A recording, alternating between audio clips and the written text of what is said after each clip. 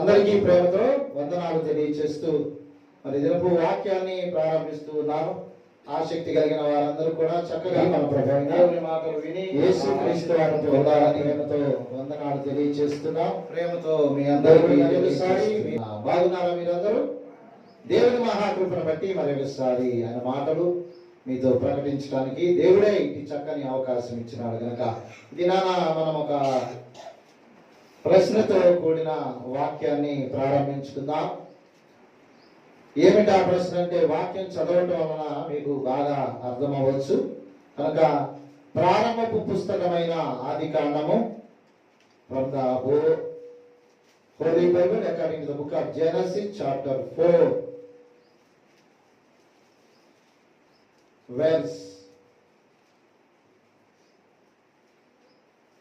10.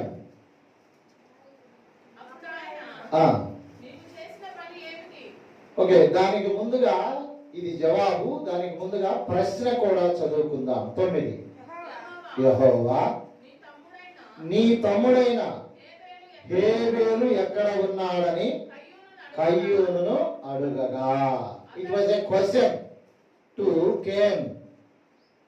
When Cain killed his brother, name was Abel.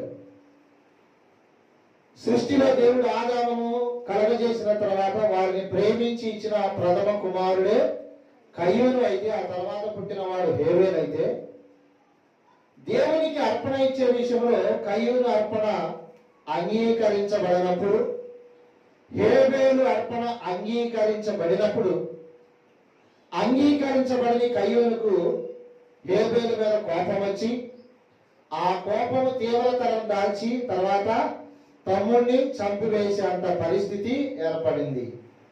ఆ తమ్ముడిని చంపేసిన తర్వాత ఆశ్చర్యం ఏంటంటే, చంపుతున్నప్పుడు రక్తము చిందించబడింది. ఆ రక్తములో ప్రాణం ఉంటది. ఆ రక్తములో ఉన్న ప్రాణము నేల నుండి పరమనందున్న దేవునికి మొరపెడతా ఉంటే, అది గ్రహించిన దేవుడు వెంటనే కలగజేసుకొని he was questioning to Cain, నీ తమ్ముడైన హేబేలు ఎక్కడా? ఆ మాటను ధ్యానం చేసుకుందాం. అసలు ఎందుకు ఇలాగన్నాడు? అది మన అంశం. అసలు ఎందుకు ఇలాగో అంటున్నాడు? ఏమంటున్నాడు దేవుడు? నీ తమ్ముడు ఎక్కడా అంటే ఏం జరిగింది? అన్నదమ్ముడు ఇద్దరు కలిసే ఉన్నారు కదా. మరి ఇంతలోనే పై నుండి ఎందుకు వస్తుంది ఈ మాట? కయ్యూనుకు అర్థమైందా, అర్థం కాలేదా? ఆ మాట అడుగుతున్నవాడు ఎవరు? ఎందుకు అడగాల్సి వస్తుంది? ఈ టైంలో అర్ధాంతరంగా పై నుండి నీ తమ్ముడు ఎక్కడా అంటున్నాడు. ఇంతమంది మేము కలిసే ఉన్నాంగా. మరి ఈలోపు ఏమైంది? సర్వలోకానికి అర్థం కాకపోవచ్చేమో కానీ సర్వలోకాన్ని సృజించిన the creator of the creature known everything, ప్రతిదీ ఆయనకు తెలుసు కనుక వెంటనే స్పందిస్తూ అంటున్నాడు, నీ తమ్ముడు. Where is your brother? Where is your brother Abel? He was asking to Cain. ఇక్కడ జాగ్రత్తగా వింటే కయ్యూను అడుగుతున్నవాడెవడు అని మర్చిపోతున్నాడు. ఎందుకు అడుగుతున్నాడు? ఈ టైంలో ఎందుకు అడగాల్సి వచ్చింది? అసలు ఈ ప్రశ్న వేయటం ఏంటి? ఈ ప్రశ్న నాకు ఎందుకు వేస్తున్నాడు? నేనేమన్నా చేశానా? నాలో ఏమన్నా లోపం ఉందా? నా ద్వారా ఏదైనా తప్పు జరిగిందా అని అడుగుతున్న వాడెవరో గుర్తెరిగి జవాబు చెప్పాలా. కానీ కయ్యూనిస్తున్న జవాబు ఎంత తికమకగా తల బిరుసుగా ఉందంటే దాని కింద మాటే చదువుదాం. నేను ఎరుగను, నా తమ్మునికి నేనేమైనా కావలి వాడనా? Keeper to my brother, I don't know. ఎలా ఉంది ఆ జవాబు? అడిగింది ఎవరు? పరలోకమందున్న దేవుడు. ఎందుకు అడిగాడు? ఒక కార్యం జరిగింది కనుక. ఏం జరిగిందంటే అది కయ్యూనికి తెలుసు, దేవునికి తెలుసు. కానీ కయ్యూరు అంటున్నాడు, నాకు తెలియదు, I don't know what happen father. రెండోసారి ఏమంటున్నాడు తెలుసా? నేనేమైనా నా తమ్మునికి. దేవుడు ఎందుకు అడిగాడు? దేవుడు ఎందుకు అడిగాడు? దేవుడికి తెలియక అడిగాడా? దేవుడికి తెలియదేంటి? కనబడని సృష్టం ఏంటి? కలగజేసిన వానికి కానకుండునా ఆ చెవులు నిర్మించిన వాడు వినకుండునా అని వాక్యం అంటుంటే కయ్యూను అనుకుంటున్నా అంట, నా తమ్ముని నేను చంపినప్పుడు సర్వలోకములో ఎవరూ చూడలేదు గనక ఆయనకేం తెలుసు అన్నట్టుగా మాట్లాడుతున్నాడు. దేవుని బిడ్డలారా, ఈ ప్రశ్న వేయటంలో దేవుని ఉద్దేశం ఏంటంటే, నువ్వు జరిగిన దాన్ని అర్థం చేసుకునైనా నన్ను క్షమాపణ కోరితే క్షమించే దేవుడు. యేసు అనగా రక్షకుడు, రక్షించడానికి వచ్చిన దేవుడు. మానవులు పొరపాటు చేయరా అంటే, according the first king, the book of first king chapter 8 verse 47, రాజుల మొదటి గ్రంథము 8వ అధ్యాయము 47వ వచనములో బైబిల్ అంటుంది, పాపము చేయని వాడు 46, పాపము చేయని వాడు ఒక్కడును లేడు. పైగా చెప్తుంది రోమీయులకు రాసిన పత్రిక 3వ అధ్యాయము 11వ వచనం చూస్తే నీతిమంతుడు లేడు, బైబిలే చెప్తుంది. మరి ఇప్పుడు కయ్యూను ఏం చేశాడో కయ్యూనుకు తెలుసు, కయ్యూను వల్ల ఏం జరిగిందో కయ్యూనుకు తెలుసు. దేవుడు అంటున్నాడు, ఈ టైంలో అయినా నా కుమారుడు ఎలా స్పందిస్తాడంటే కయ్యూను తెకమకగా తలబిరుసుగా మాట్లాడుతున్నాడు. దేవుని దగ్గరికి వచ్చిన తర్వాత ఎక్స్పోజింగ్ వద్దు, దేవుని దగ్గరకు వచ్చిన తర్వాత తలబిరుసులొద్దు, గుసగుసలొద్దు.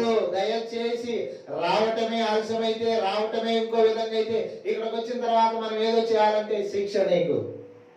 వచ్చిన ప్రతి ఒక్కరూ ప్రభువా నీవు సమస్తం ఎరిగిన దేవుడవయ్యా ఈ మాట అంటున్నావంటే దీంట్లో ఏదో ఒక అర్థం దాగి ఉంటదని ఆ అర్థాన్ని గుర్తిరిగి మసులుకున్నవాడు గొప్పవాడు. బైబిల్ అంటుంది, అతిక్రమములు దాచిపెట్టువాడు వర్ధిల్లడు, వాటిని ఒప్పుకొని విడిచిపెట్టువాడు కనికరము పొందుదురు. చెప్పండి కూడా దేవునికి స్తోత్రం చేద్దాం. మరి ఇప్పుడు కయ్యూనికి ఏమర్థమైంది? దేవుడికి ఏం తెలుసు? నేను ఇక్కడ ఈ కార్యం చేస్తే పైన ఆయన చూస్తాడా? చూస్తున్నాడయ్యా తమ్ముడు, చూస్తున్నాడయ్యా నీవు చేసే పనులన్నీ చూస్తున్నాడయ్యా. అడుగుతాడయ్యా లెక్క, అడుగుతాడయ్యా తీర్పు రోజు నిన్ను లెక్క అడుగుతాడయ్యా. చూస్తున్నాడు. God watches me. Jesus watches you and me. అర్థమైందా? And he hears. ఆయన వింటున్నాడు గనక మొదటగా మన ప్రాముఖ్యమైన అంశంలో మనం తెలుసుకోవాల్సిన విషయం ఏంటంటే, అసలు ఆయన ఎందుకు అలా అడుగుతున్నాడు? వాస్తవం ఎందుకు అడుగుతున్నాడా? సంగతి గ్రహించి అడుగుతున్నాడా? అసలు ఏమీ తెలియకుండా మాట్లాడుతున్నా అంటే ఆయన గ్రహించి నీ నోట నుండి ఎలాంటి జవాబు వచ్చిందంటే ఎస్కేప్ అయి మాట్లాడతావా, ఒబీడియంట్ గా మాట్లాడతావా, తప్పు చేశానని మాట్లాడతావా, నన్ను ఎవరు చూడలేదని మాట్లాడతావా? మానవుడి కంట ఈ రకమైన అలవాటు ఉంటదంట. ఏంట అలవాటు? పాపం చేసినప్పుడు ఆదాము గారి దగ్గరికి వచ్చి, నా కుమారుడైన ఆదామా ఏడాం వేర్ ఆర్ యు అన్నాడంట. ఇంతకుముందు my father I am here అనేవాడు. ఇప్పుడు ఏమంటున్నాడు? నీ స్వరం విన్నప్పుడు భయపడి చెట్టు చాటున దాక్కొని ఉన్నాను అన్నాడు. అప్పుడు దేవుడైన యెహోవా, దాక్కోవలసిన ఆవశ్యకత ఎందుకు వచ్చింది? నేను తినవద్దన్న పండు తిన్నావా? What was the reply to God from Adam? నీవు నాకు ఇచ్చిన, ఏమన్నాడు? నీవు నాకు ఇచ్చిన స్త్రీయే ఇయ్యగా నేను తిన్నాను. అంటే చెట్టు దగ్గరికి వెళ్ళింది నేను కాదు, చెట్టు ఫలాన్ని కోసింది నేను కాదు, చెట్టు కాయను తిన్నది నేను కాదు. ఈ స్త్రీ వెళ్ళింది, అది నాకు కూడా చెప్పకుండా వెళ్ళింది, మరి మామూలు కాదు, నాకు కూడా చెప్పకుండా వెళ్ళింది, నాకు కూడా చెప్పకుండా కోసింది, నాకు కూడా తెలియకుండా తింది, కానీ నాకు ఇచ్చింది. మరి ఇప్పుడు నువ్వేం చేస్తున్నా? నుంచొని నిద్రపోతున్నావా? కూర్చొని నిద్రపోతున్నావా? ఏది ఏమైనా తిన్నావా? ఆవిస్తే తిన్నా. ఇప్పుడు ఆ స్త్రీ స్త్రీ you what happened, what did you do, నువ్వేం చేశావంటే ఈ సర్పము, ఎవరంట? సర్పము నన్ను మోసపుచ్చింది. కళ్ళు మూసుకున్నావా? కళ్ళు మూసుకుంటే కాటేసిందా? కళ్ళు తెరిస్తే కాటేసిందా? ఈ పిచ్చి పిచ్చి డైలాగులు చెప్పటం వల్ల దేవుడు ఆదాములు వదిలేడా? హవ్వను వదిలేడా? సర్పాన్ని వదిలేడా? ఆదాము దగ్గర నుంచి చెమట కాచి పంటలన్నితో అది గచ్చ బదులు తుప్పు తప్ప తాళగింజలు తప్ప నీకేమీదంటే ఇలా మనం పంట పండించిన వాళ్ళందరినీ మనం చూస్తున్నాం. ఇక రెండో స్త్రీ, నువ్వెంతో చక్కని దాని అందమైన దానివని నేనెంతో చక్కగా నిన్ను సృజిస్తే పైగా ఆదాములో నిన్ను సృజించే నువ్వు చేసిన పనికి రాబోయే దినాల్లో నువ్వు ఎలా వేదనతో పిల్లలు కంటావో మామూలు గర్భ వేదన కాదు నీకని ఆ శాపాన్ని ఇచ్చాడు. ఇక సర్పంతో ఏమన్నాడు, నీవు నా కుమార్తె మీదే నీ ప్రతాపాన్ని చూపించావు కనుక ఇది మొదలుకొని from this day onwards you eat the mud, ఆ మట్టి నేలలోంచి వస్తున్న ఆ మట్టిని తిని బతుకుతావని చెప్పి దానికి శాపానికి పాము ఏం తింటదంట, మట్టి తింట. శాపం. నీ జీవితంలో అడిగిన ప్రశ్నకు జవాబు చెప్తే స్థితి ఉందా? వంకరగా టింకరగా చెప్తున్నావా? వంకర టింకర్ వద్దు. దేవుని దగ్గర ఎలా ఉండాలా? ఇలాగ నిలబడాలా. గుర్తుపెట్టుకోండి. ఇంకా అనేకం ఉంటాయి. ఒకసారి ఇక్కడికి రండి. The second book of king chapter 5 verse 25. రాజుల 2వ గ్రంథము 5వ అధ్యాయము 25వ వచనము. అతడు లోపలికి పోయి తన యజమానుని ముందర నిలవగా, ఈ మాట జాగ్రత్తగా వినాలా. ఎలీషా వానిని చూచి, గెహజీ నీ వెచ్చట నుండి వచ్చితివి. జాగ్రత్తగా వినాలి. ఎవరిక్కడ? The prophet Elisha was questioning or asking to his disciple whose name is called Gehazi. ఏమంటున్నాడు? గెహజీ నువ్వు ఎక్కడికి వెళ్ళి వచ్చావు? ఎక్కడికి వెళ్ళావు? వెళ్ళివా? ఇప్పుడు జాగ్రత్తగా అడిగిన వారెవరు?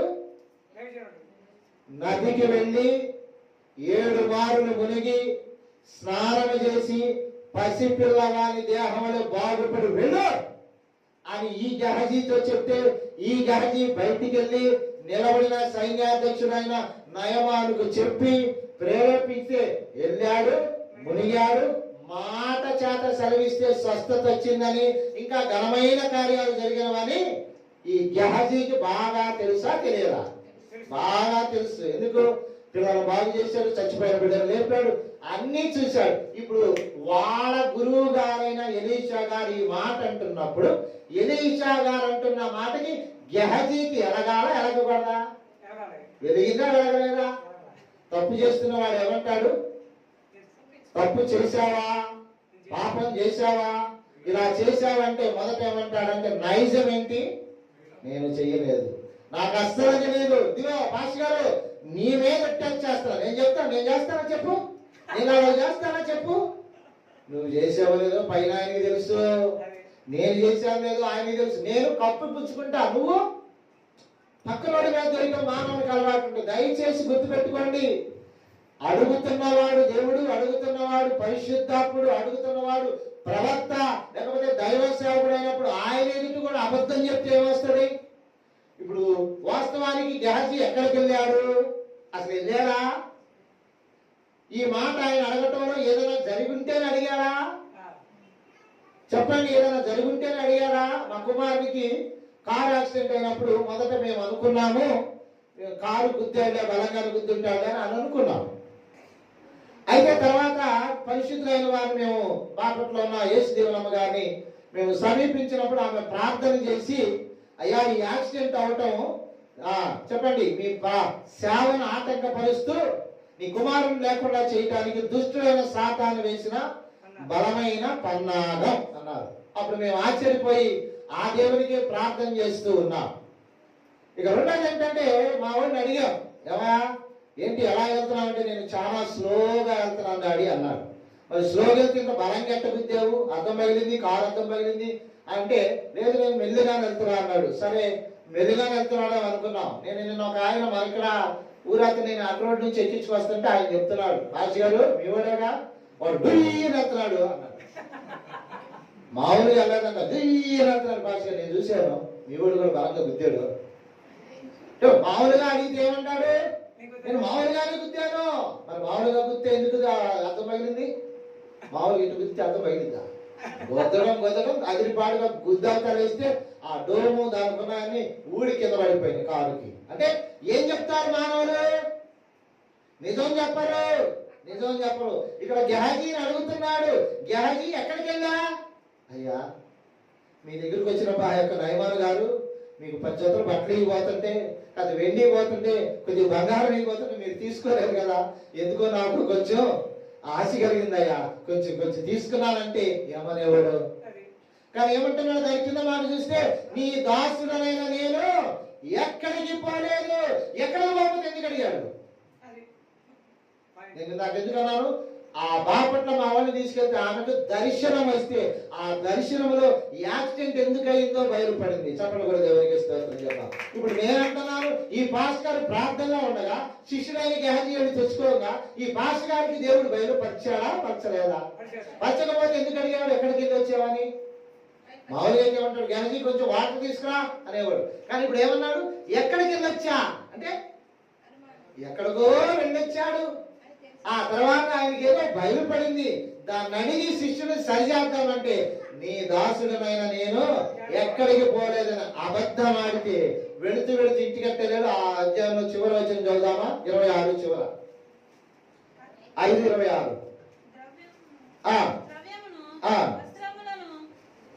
చివరి వచ్చిన చివరి లైన్ చదవండి. అధ్యాయానికి చివరి లైన్ చదవండి. కాబట్టి నయమానులకు కలిగిన కుష్టు నీకును నీ సంతతికి సర్వకాలము. దేవుని దగ్గర నిజం చెప్తున్నావా, అబద్ధం చెప్తున్నావా? దేవుని దగ్గరకు వచ్చి దేవుడికే తెలియదు అన్నట్టుగా డుమ్మా కొట్టగాక, దేవుని దగ్గరకు వచ్చి ప్లేట్లు తిప్పడానికి ప్రయత్నం చేయగాక. ఆయనకి తెలుసు, పొలం వెళ్ళినా నువ్వు తెలుసు, ఊరు వెళ్ళినా నువ్వు తెలుసు, పనికి వెళ్ళినా నువ్వు తెలుసు, ఆదివారం ప్రార్థనలు ఆరాధనలు ఎగ్గొట్టి అక్కడక్కడ తిరుగుతున్నా నువ్వు తెలియదా? పాస్టర్ గారు కనుక బుకాయిస్తావు, నేనెక్కడికి మీరేం చూసినట్టు మాట్లాడుతున్నారు. మరి దేవుడు ఇక్కడ ప్రవక్తతో మాట్లాడుతున్నప్పుడు ప్రవక్త వెళ్ళాడా, చూశాడా? ప్రార్థనలు అక్కడ ఆ కయ్యూని అడిగినప్పుడు కయ్యూని అడిగిన వాడెవరు గుర్తిరిగి సామరస్యంతో జవాబు చెప్తే, అందుకే దైవజనులైన అభిషక్తులైన దేవదాసయ్య గారు ఒక మాటను ఇలాగ రాశాడంట. ఏ మాట? ప్రపంచానికి పాపాన్ని పట్టి పీడించడానికి కారణం, పాపం అనేది లోకానికి రావడానికి కారణం, మానవులు ఆ పాపాన్ని ఆస్పాదం చేసుకొని చుట్టంగా చేయించుకోవడానికి కారకుడు అపవాది సాతాను. ఆయన ఈ మాట రాశాడంటే ఏమని? మన ప్రభు అయిన యేసుక్రీస్తు వారు ఎంత గొప్పవారంటే, సాతాను కూడా తన తప్పిదాలను వచ్చి ఒప్పుకొని ప్రభు అయిన యేసు పాదాలు పట్టుకొని, పొరపాటు అయిపోయింది ప్రభువా, అన్యాయం చేశాను ప్రభువా, అక్రమం చేశాను ప్రభువా అని అడుగుంటే సాతానుకు కూడా దేవుడు క్షమాపణ దయచేసేవాడంట. చెప్పండి కూడా దేవుడికి స్తోత్రం చెప్తాం. ఎందుకని ఆయన ఈ లోకానికి వచ్చిందే రక్షించటానికి, క్షమించటానికి. కనుక ఇక్కడ కయ్యోడు చక్కగా జవాబు చెప్తే దేశ దిమ్మరయ్యేవాడు కాదు. చెప్పండి.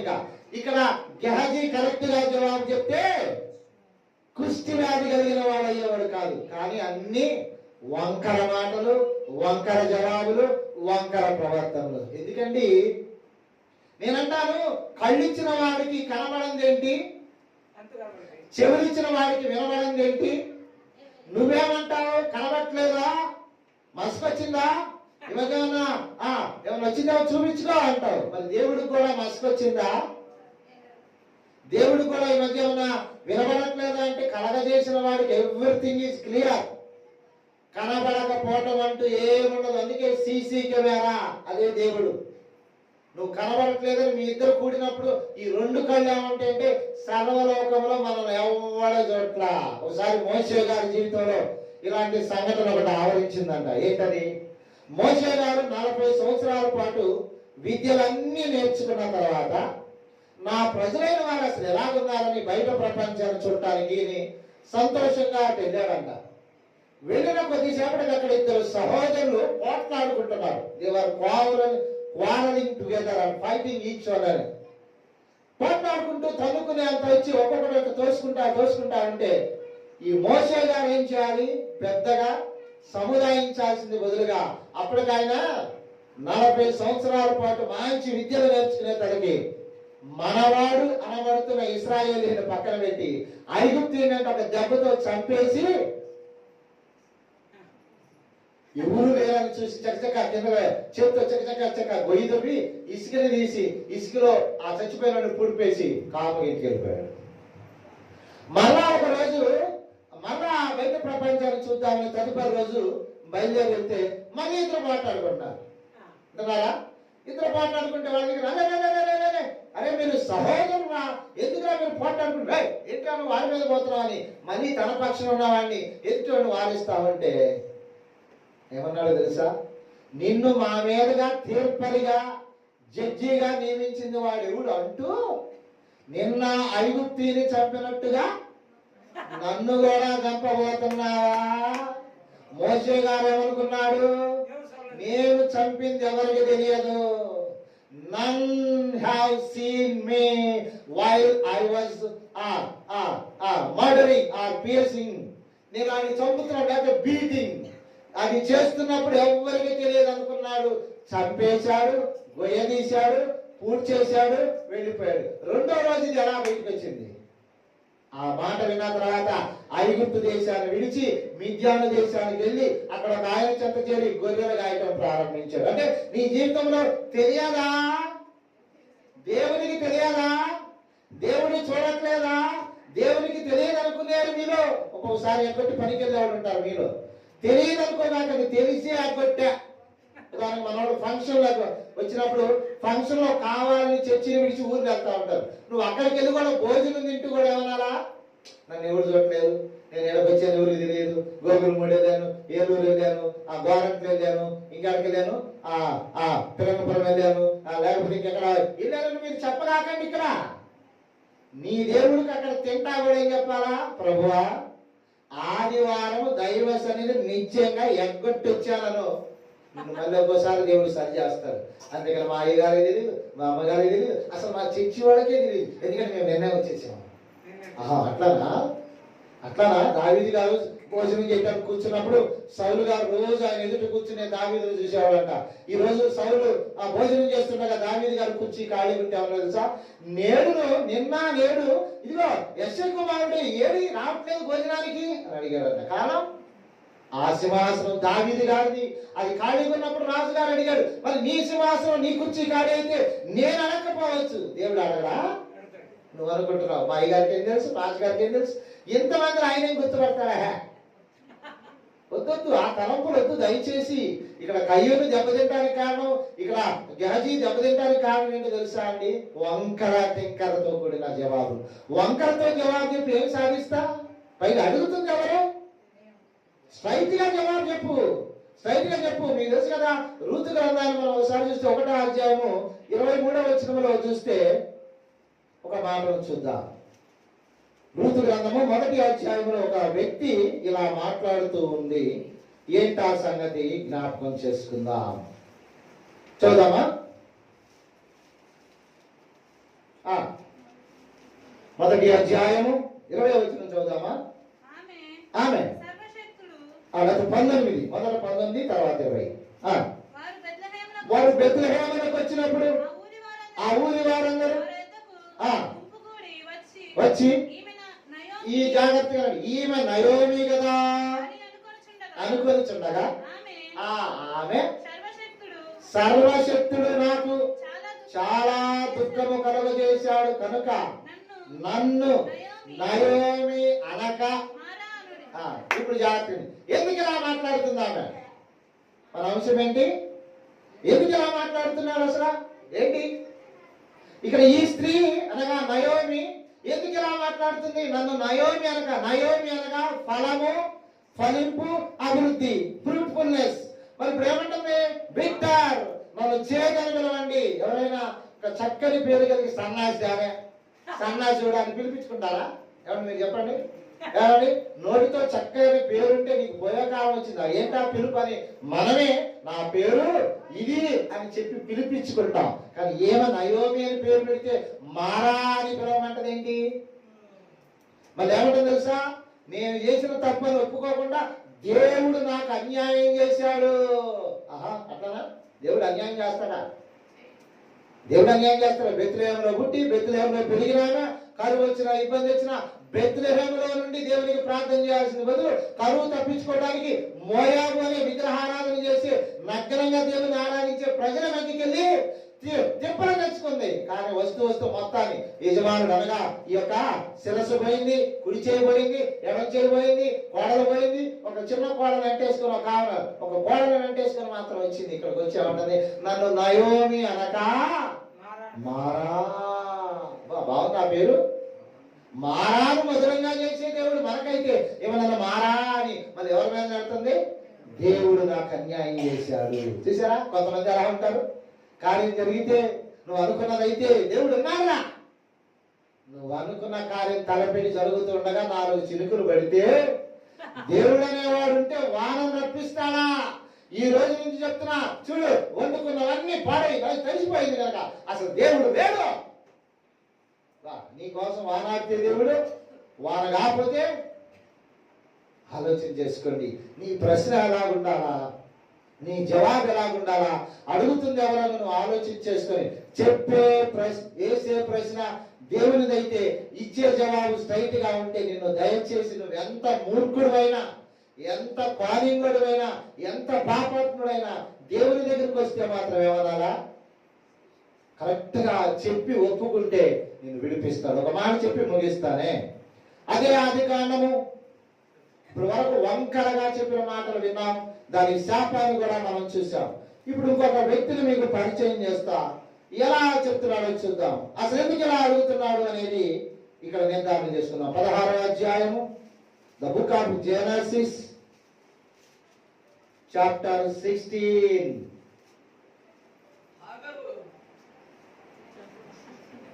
16వ అధ్యాయము 8వ వచనాన్ని చదువుకుందాం. verse 8. సారాయి దాస్యమైన హాగరు, నువ్వు ఎక్కడ నుండి వచ్చితివి? It was a question by the angel of God. పరలోకమందున్న దేవదూత యజమానురాలు పెట్టిన హింసను తట్టుకోలేక తనకు పుట్టిన కుమారుడైన ఇష్మాయేలును వెంట పెట్టుకొని పారిపోతా ఉంది. ఇది జాగ్రత్త వినండి. ఎందుకు ఇంటిగా చిత్రహింసలు పెడుతుందని తట్టుకోలేక పారిపోతుంది. దేవదూత ఎదురై ఇలా ప్రశ్నిస్తున్నాడు, హాగరు నువ్వు ఎక్కడికి వెళుతున్నావు? ఇప్పుడు జాగ్రత్త వినండి. అడిగిన వారు ఎవరు? ఇప్పుడు హాగరు కూడా ఎలా చెప్పాలనేది కదా ఇందాక నేను అడిగా. కయ్యూని ఏమన్నాడు? కయ్యూను నీ తమ్ముడు ఎక్కడా? ఏమన్నాడు? నా తమ్ముడికి నేనేమన్నా కావాలన్నా నాకేం తెలుసు, నన్ను అడుగుతానండి అన్నాడు. మూర్ఖంగా దేశ దిమ్మలైపోయాడు. తర్వాత గ్యాజీని అడిగాడు, గ్యాజీ నువ్వు ఎక్కడికి వెళ్ళేస్తున్నావు?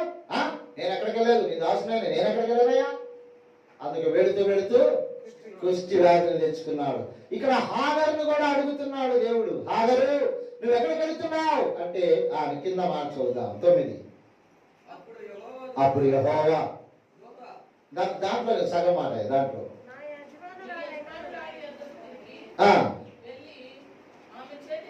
దాని పై మాట జవాబు అక్కడ ఉంది.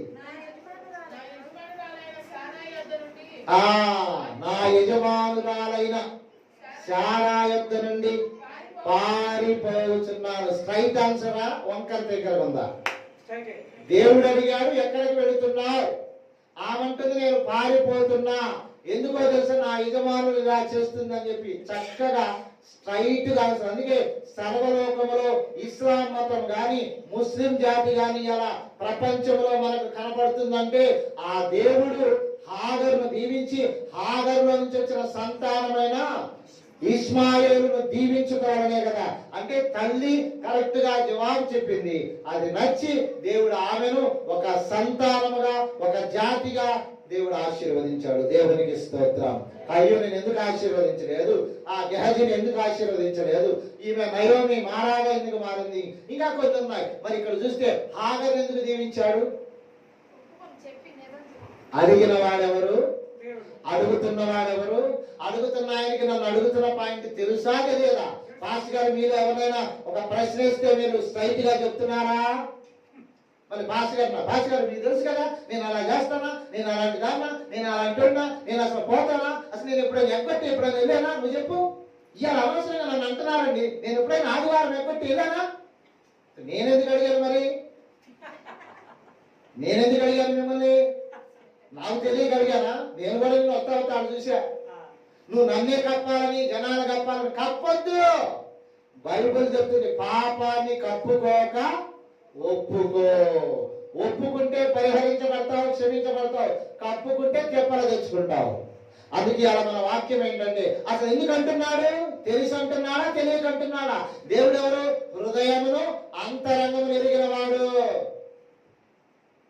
దయచేసి దేవుని ఆలయంకి వచ్చిన తర్వాత నోట్లో నీకు రావాల్సిన మొదటి మాట ఏంటో, ప్రభువా నేను పాపిని. దేవాలయానికి ఇద్దరు ప్రార్థన చేయడానికి వెళ్తే ఒక ఆయన రెచ్చిపోయి మాట్లాడాడు, పుచ్చిపోయాడు. కానీ ఒక ఆయన వాకిలి దగ్గర నిలబడి, దేవా పాపినైన నేను నీ ఎద్దకు రావటానికి కూడా నాకు ధైర్యం కావట్లేదు కనుక పాపినైనా నన్ను క్షమించు. ఇతని కంటే అతడు నీతిమంతుడుగా కనుక దేవుని ఆలయానికి వచ్చిన తర్వాత నీ మాట తీరు ఎలా ఉందో, నీ ఆలోచన ఎలాగున్నా దేవుని దగ్గరకు వస్తే దయచేసి నువ్వేమనాలా? నేను దోషభరితుడు ప్రభువా, నేను పాపిని ప్రభువా, నేను నిజంగా చేసింది వాస్తవమే ప్రభువా ఒప్పుకుంటే దేవుడు నిన్ను కరుణిస్తాడు. ఇంకొక ఆయన ఒక మాట అన్నాడు. పేతురు గారు యేసు ప్రభు వారు నాకెవరో తెలియదని 3 సార్లు బొంకాడు. బొంకినప్పుడు కూడా సంతాపపడితే ఏం చేశాడు దేవుడు? అతను కరుణించి శిష్యుడుగా చేసుకున్నాడు. మరే అదే ఇస్కరియోతు ఎలా కూడా వేడుకుంటే చెప్పండి, ఆవేశపడి హ్యాంగింగ్ చేసుకోవటం వల్ల, ఉరేసుకోవటం వల్ల చచ్చిపోయాడు. కానీ అదే ఇస్కరియోతు ఏదో కూడా తప్పైపోయింది ప్రభువా, గురువు గారు నిన్ను అమ్మి చాలా ద్రోహం చేశానని వాళ్ళ దగ్గరికి వెళ్ళి చెప్పాడు తప్ప ప్రభువు దగ్గరికి వచ్చి తప్పైందని ఒప్పుకొని ఆయన పాదాలు పెట్టుకుంటే ఇస్కరియోతు యోధా కూడా క్షమించబడేవాడంట. చెప్పండి కూడా దేవునికి స్తోత్రం. అంటే మన దేవుడు ఎవరు? వచ్చి తప్పు ఒప్పుకొని విడిచిపెట్టి ఆయన పాదాలు పెట్టుకుంటే క్షమించి శుద్ధి చేస్తాడు. ఆయనకి వంకరగా టింకరగా ఏదో జ్ఞానయుక్తంగా జవాబు చెప్తే కాటేస్తాడు, అయిపోతాం. ఆలోచించుకొని ఆయన సన్నిధికి వచ్చిన తర్వాత ఎందుకు అడుగుతున్నాడో అర్థం చేసుకొని ఆయనకి ఎలా చెప్పాలో నేర్చుకుంటే ధన్యుడు అవుతావు. అలాంటి ధన్యకరమైన జీవితం మీకు దేవుడు ప్రసాదించి ఆశీర్వదించును గాక. ఆమేన్.